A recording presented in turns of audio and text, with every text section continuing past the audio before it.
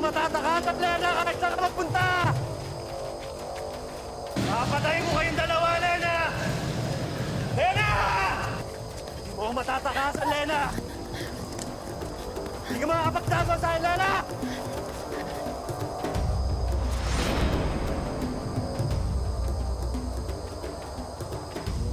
Lena!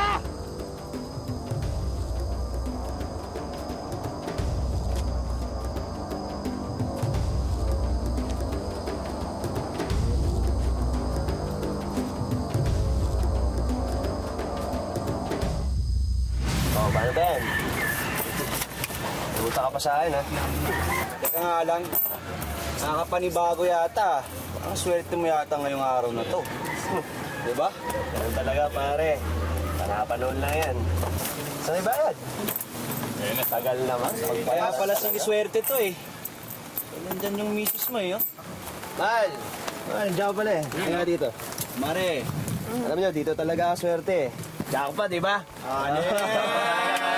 Kiss mo, mahal. Kiss mo! Naks na Panalong panalo, di ba? Anip!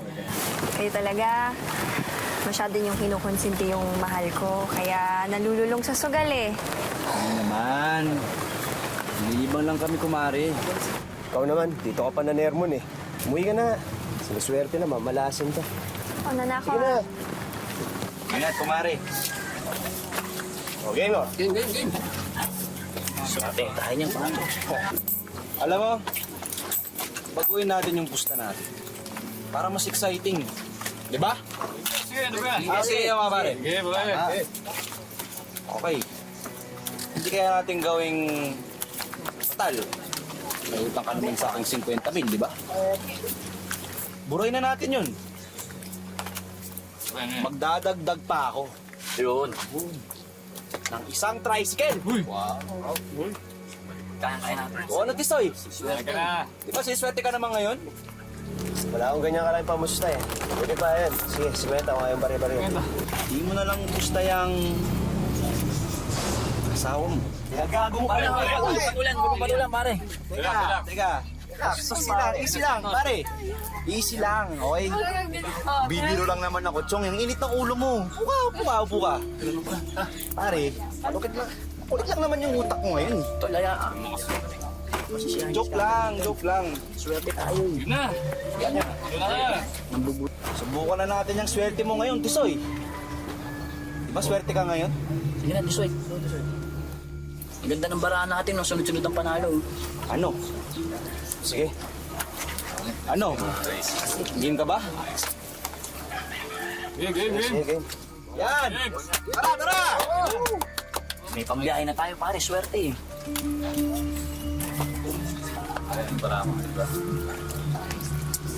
Nak ng teteng naman, ah. Ano? Kung mapapasubo ako dito, ah. Pare, Ano pare? Best way to? Sige, easy. Magasan na ng bara. makakabiyahe na tayo, pare. Straight flush, pare. Huwag mo magalaw-galaw sa awa. Pare! Papatayin kitang hayop ka. Subukan mo lang. Wala nang bawian, di ba? Tama ka na, pare. Kunin ko lang yung premyo ko. Tama na yan. Tama na. Hayop ka! Tama na. Ingat, tol! Okay, pare, huwag na. Tama na. Tagataguyod at tagapagtanggol ang madalas na kaakibat ng isang ama ng tahanan. Ngunit paano kung siya mismo ang nagdudulot ng hirap at pighati sa kanyang mag-iina? Ito ang pagsubok na haharapin ng isang ina na tila hindi makatakas sa pagsasamang puno ng galit at karahasan. Magandang hapon po mga kapuso, ito po ang Wish Ko Lang.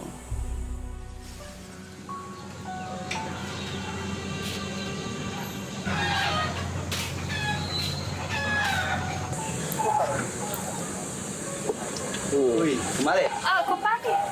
Ikaw pa na yan. Alam mo naman kung sino.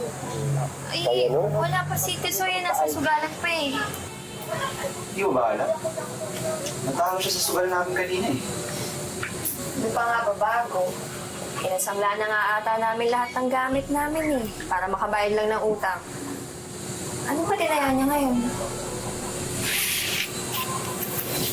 Ikaw, Bahal naman. May magandang hero yan. Hindi ko mare, seryoso talaga ako. Gusto mo malaman, itanongin mo siya. Gustahan tayo. Ano talaga ako? Alam mo naman na magkaibigan kami ni Kumare, di ba? Alam ko. Kaya namin nila. Ano ba? Bitawan mo ako! Bitawan mo ako!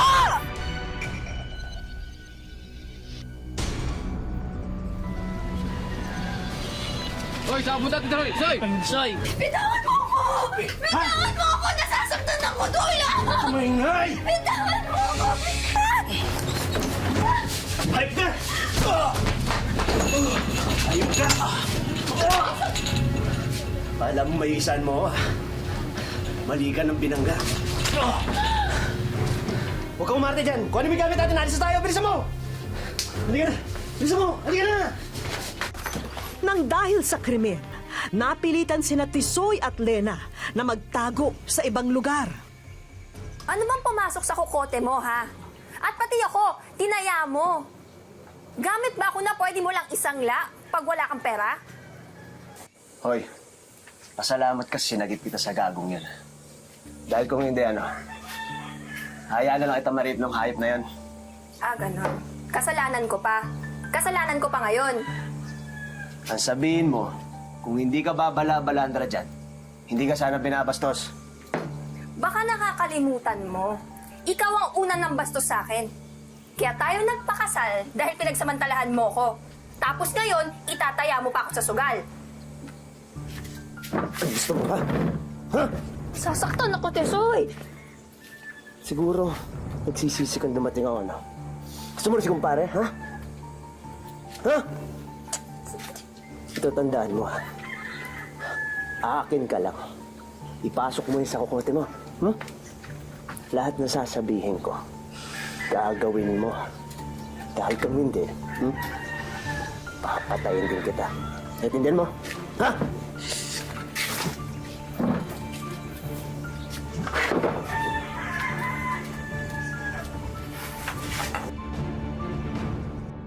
Dasal ng mga kaibigan at pamilya na mamulat na si Lena sa paulit-ulit na pananakit ng kanyang asawa. Ngunit ang laging sumasagi sa kanyang isipan, wala siyang ibang mapupuntahan. Hanggang kailan nga kaya maiinda ni Lena ang impyernong kanyang napasukan? Lena, rinig namin kayo kagabi, ha? Ano na yung asawa mo? Hindi na natigil ang pananakit sa'yo. Iwan mo na kaya yan. Nandyan na eh. Sawa ko na. Di naman pwede basta-basta iwan na lang. Tsaka Kay laki mo rin tangano. Hay, pag-ibig nga naman. Pag-ibig nga ba yan? Lena, Sige ha, mauna na kami. Mauna na kami. bakit may dugo yung damit mo? nakapatay ako. Ano? Huwag ka na magtanong, halika na. Bilisan mo! Ate ko! Ilang taong ding nagpalipat-lipat ng tahanan sina Lena dahil sa mga krimen na nagagawa ng asawa. Pare, hawa ka naman sa asawa mo. Tayo lang dito, Hindi mo kilala. Isoy, tama na. Tama na. Alika na. Alika Huwag na. pinagtatanggol yan, ha? Kilala mo yan, ha? Karelisin mo kayo? Hindi ko kilala. Sino yan, ha? Karelisin mo yan, ha? Hindi ko siya kilala. Hindi. Gusto mo na ako iwan? Gusto mo ako pagpalit, ha? Hindi. Hindi mo pa akong iwan. Hindi. Wala ka pala, eh. Tapang-tapang mo. Ayun, gusto mo? Hindi humupa ang pananakit ni Tisoy sa kanyang misis. Kahit pa nagdadalang tao noon si Lena sa kanilang panganay na anak. Saka galing, ha? Di ba sabi ko sa'yo, huwag kang magtatagal? Naghanap lang ako na mabibilhan.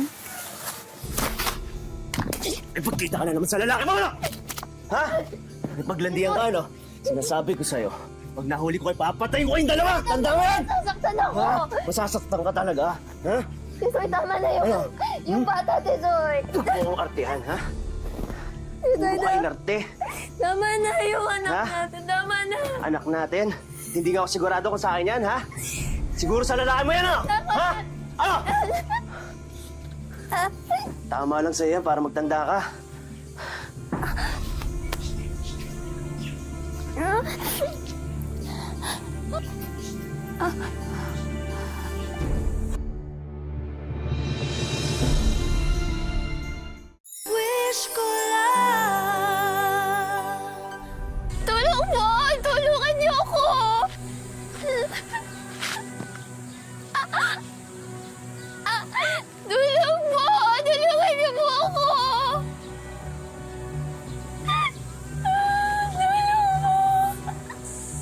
niyo po ako! Parang awa niyo na tulungan niyo po ako!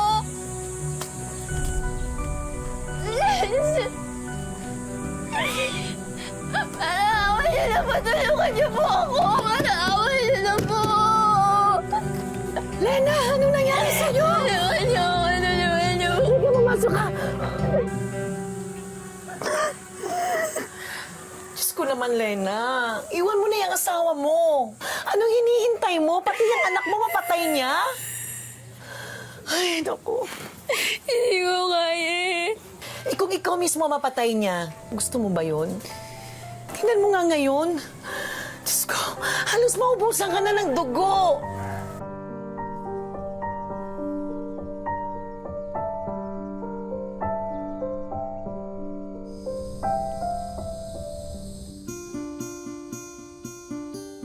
Ilang taon ang lumipas bago nakapagpasya si Lena na dapat na niyang iwanan ang asawa.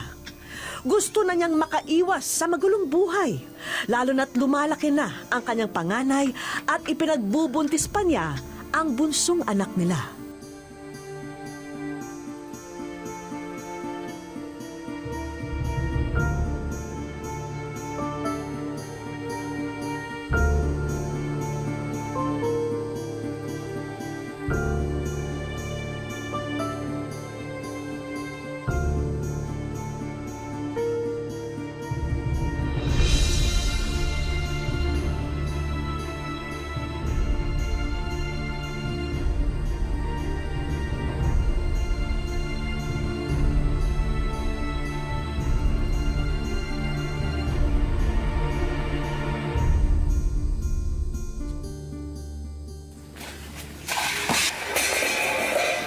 Ano yan?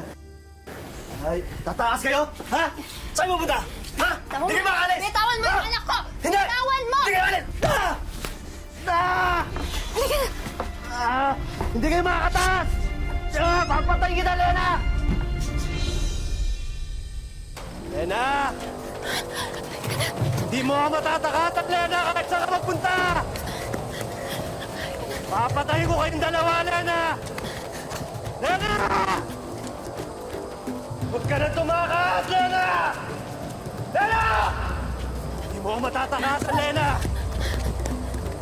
Hindi ka makakapagtago sa akin, Lena!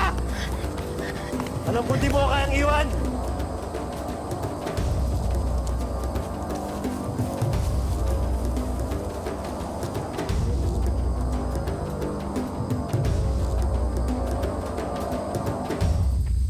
Hindi mo ako matatakasan, Lena! Papatayin kita!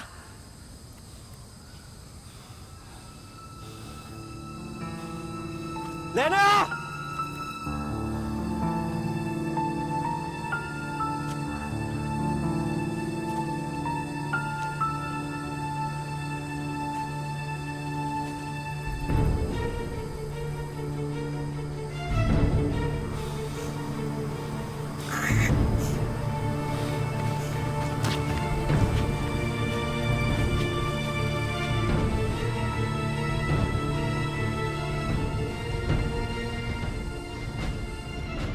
Nakatakas man si Lena sa karahasan ng kanyang asawa, dala-dala pa rin niya ang takot na baka muli silang matagpuan. Ilang taon ding nagpalipat-lipat ng tahanan ang mag-iina upang hindi sila matunton ng maras niyang asawa. Muling nagsimula ng panibagong buhay sina Lena at nagsumikap para sa kanyang mga anak. Pero hindi nawala ang takot na baka matuntun sila ng kanyang mister.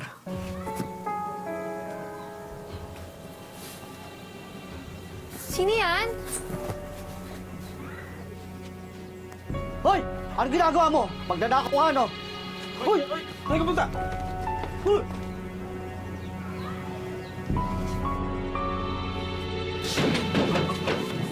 Sino yan?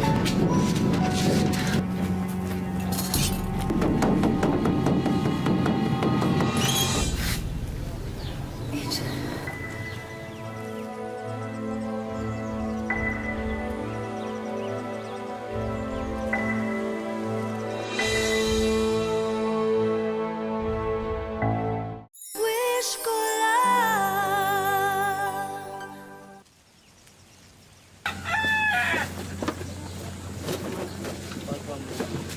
Mga madam, mga ate, may bago akong mga stock na dala para sa inyo. Tingnan nyo itong mga damit, magaganda yung tela.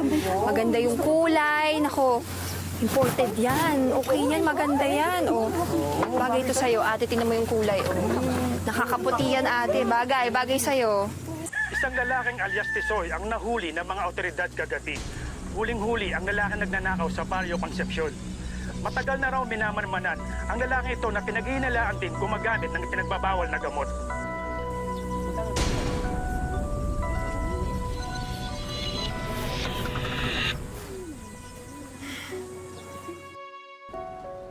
Dalawang dekada na ang lumipas nang tuluyang makalaya si Lena at kanyang mga anak sa mapang-abusong padre de pamilya.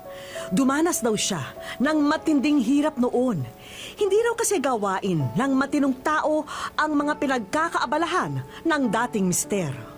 Wala na akong kwenta sa kanya. Hindi na niya ako binibigyan ng respeto, wala na siyang pagmamahal. Kasi nung nagkasakit na ako noon, itinapon nga niya ako, binuhat na niya ako. Imbis na ipagamot niya ako ang nagdala sa akin sa gamutan, kapatid ko. Sinisipa pa niya ako, sabi niya sa akin na may sakit. Wala akong pakalam sa'yo, bahala ka na sa buhay mo. Kailangan ko na tumakas, kailangan ko na makawala sa buhay na paghihirap ko na yun. Papatayin niya ako talaga. Papatayin na ako, hinahanap na niya ako Humina raw noon ang pananampalataya ni Lena. Pakiramdam niya raw kasi ay hindi siya sinaklolohan nung mga panahong balot na balot ng takot ang kanyang puso at isipan. Dumating ako sa puntong ganun. Pinabayaan ako ng Diyos. Ang Diyos hindi niya ako inalagaan, hindi niya ako inintindi. Bakit hindi niya ako kayang unawain? Bakit nangyayari sa buhay ko ito? Anong kasalanan ko? Anong nagawa ko? Bakit ganito mabuti naman akong tao? Hirap na hirap may pinilit niyang bumangon sa pagkakadapa. Mabuti na lamang at isa si Lena sa mga nakatanggap ng pabahay na proyekto ng gobyerno sa Laguna. Kaya naman ang pobreng ina nagkaroon ng lakas ng loob na tahakin ang buhay at responsibilidad ng magulang kahit na nag-iisa. Nagsikap ako sa sarili kong bumangon. Ngayon sabi ko, kailangan kong maghanap buhay para kumain. Nagtiis ako maghilot-hilot. Nagtiis ako magriripak ng sabon. Ang tinda ko mga pampaganda, mga make-up, polvo, pabango, lipstick, at lahat ng mga beauty product.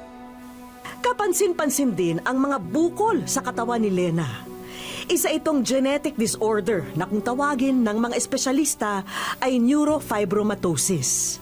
Ang mga bukol ay dulot ng tumor sa nerve tissue sa kanyang katawan. Wala naman daw itong komplikasyon, kaya nakakapamuhay ng normal si Lena. Gayunpaman, parami pa raw ito ng parami, kaya madalas siyang hamakin sa lansangan. Nakakarinig ako ng pangit. Ang pangit-pangit ng babae niya, ang pangit-pangit, ang mukhang aswang, mukhang mangkukulam. Nilalapitan ko yun. Kung nararamdaman mo, ang nararamdaman ko siguro, hindi mo masasabi sa akin yan kung sa iyo kumapit ang sakit na ito. Kasi hindi ko naman ginusto maging ganito ako Pero gusto ko ring mabuhay para sa mga anak ko. Binigay na siguro ng Diyos ito kasi may mga plano nga ang Diyos sa akin. Sa ngayon, animoy sasabog na raw ang isipan ni Lena sa tuwing bumubulaga ang problema sa kanyang pamilya. Namana kasi ng kanyang bunsong anak ang kanyang karamdaman. Bukod dito ay marami pang idinadaing na masakit sa katawan ang anak. Hindi na nga raw niya alam kung saan kukunin ang gagamiting panggastos sa dami ng bayarin. Walang makarinig sa dasal ko, sabi kong gano'n. Pero kung ipagkakaloob mo, Panginoon, itong ko, sana, ay biglang nagpasok ko sa isip ko, yung wish ko lang. Sabi ko, ito na siguro, magwi-wish kaya ako, baka dito sa wish ko lang ako masagot ang kahilingan ko sa aking anak na lagi na lang umiiyak sa akin, araw-gabi. Doon na lamang napagtanto ni Lena na ang itinuturing niyang bangungot sa buhay ay ang bagay na mahuhugutan niya ng lakas ng loob para manatiling positibo sa mga pagsubok. Kung kinaya ng araw niya ang buhay sa piling ng abusadong asawa, ngayon pa ba raw siya susuko? Kahit ikaw ay nag-iisa, kaya mong itaguyod. Yung iba kasi nasuko na sa buhay. Kailangan tanggapin nila sa kanilang sarili na kaya nilang buhayin ang kanilang mga anak. Kahit ilan pa ito, matuto lang sila maghanap buhay. Ang buhay ko noon, sadyang talagang bangungot. Matagal na pagkakatulog, sabi ko nga, sa matagal kong pagkakatulog, ngayon lang ako nagising. Sa aming pagbabalik, Si Vicky Morales. At anong show ni Vic? wish ko lang. Kinabukasan, inibitahan namin si Lena sa launching ng isang beauty product. At dahil sa pagbebenta naman ng mga ito siya nalilinya, hindi na niya pinalampas ang pagkakataon. Pero laking gulat ni Lena na sila lamang ang mga tao sa venue.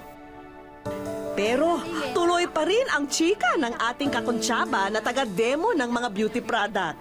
Hayaan po natin ihain ko po sa inyo ang bagong product po namin pang cosmetic. This is our eyeshadow po. Then yung pong lips po natin para sa labi nyong mapula-pula. Then yung hairspray po natin. Then yung blush on po natin para pampabuhay ng inyong mukha.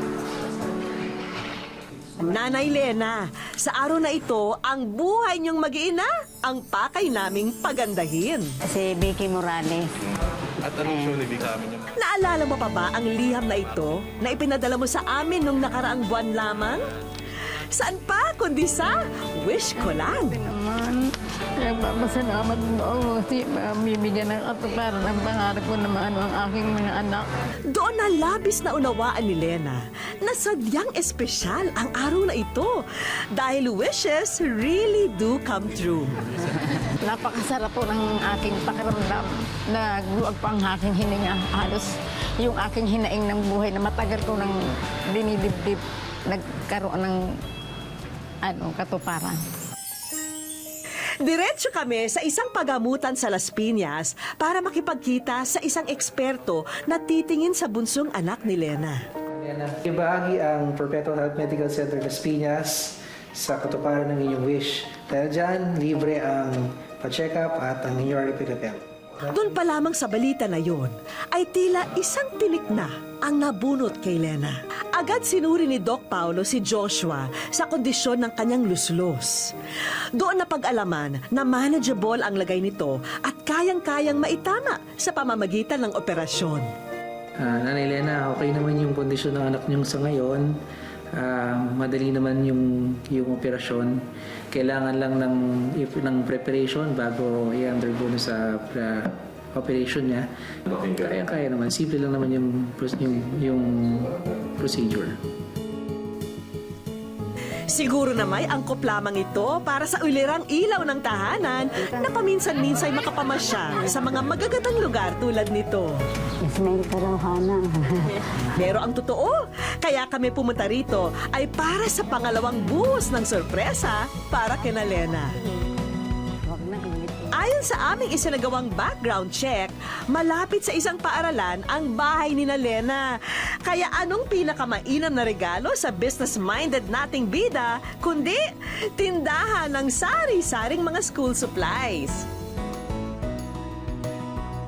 At para relax habang nagnenegosyo, bagong LED TV na rin ang aming isinama sa mga sorpresa.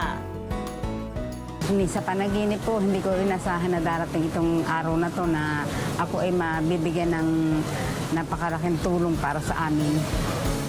Hindi raw pala talaga siya tinalikuran ng Diyos. Bagkus ay sinubukan lamang ang tatag ng kanyang pananampalataya.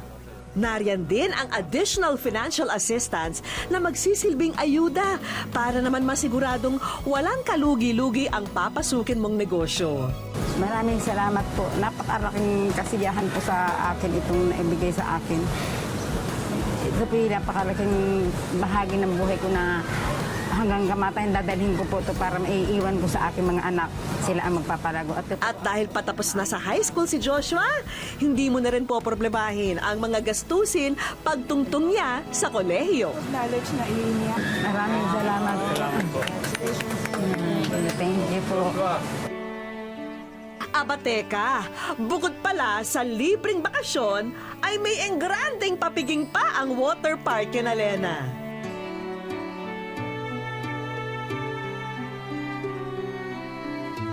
Sadyang walang salita ang maaring magtukoy kung gaano kalaki ang puso ng isang ina at si Lena, ang buhay na patunay na walang pagsubok ang hindi kayang suungin at pagtagumpayan ng isang ilaw ng tahanan. Naway maging inspirasyon ang kwento ni Lena sa mga kababaihang nakakaranas ng pananakit sa sarili nilang tahanan. Lagi nilang tandahan na walang puwang ang karasan sa isang mag-asawang tunay na nagmamahalan. Maraming salamat po sa inyong pagsubaybay mga kapuso. Ako po si Vicky Morales at ito po ang Wish Ko Lang.